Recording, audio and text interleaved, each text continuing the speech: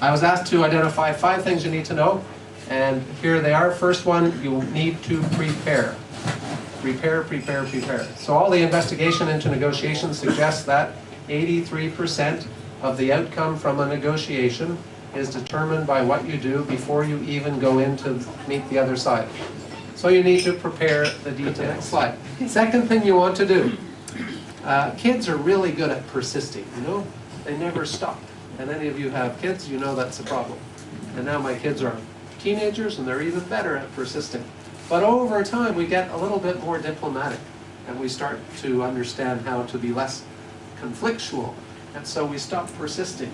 But good negotiators never, never, never give up, right? And we've studied, if you are prepared to persist at least 3 times, you'll usually get what you want, because the other side will surrender. First time, they'll just be testing you out. He's just saying that. Second time, it's like you drive your stake in the ground. You realize, okay, so Peter says that's important.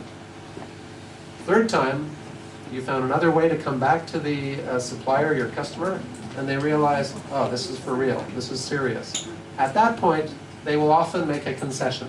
If they are also good negotiators, they might keep pushing you as well. Persist, persist, persist. You'll be amazed. Just have it be like a little bell goes off in your head. First time, great. Second time, oh.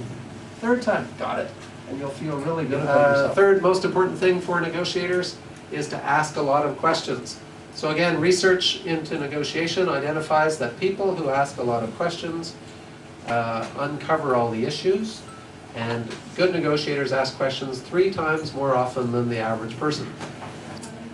Number 4, dialogue, the solutions in the dialogue.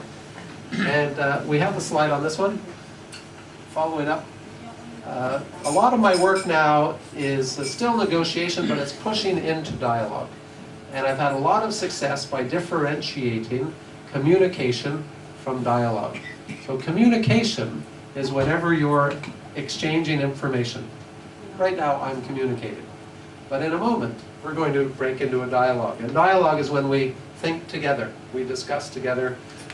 Different people, different perspectives come together, and out of that dialogue emerges a new perspective or a new solution. And a lot of the problems we're facing today require dialogue. Which leads me to the point number 5. We need to be able to motivate other people. But in terms of motivate, I want to focus on motives. The single most important color or element, I think, in my work is motives.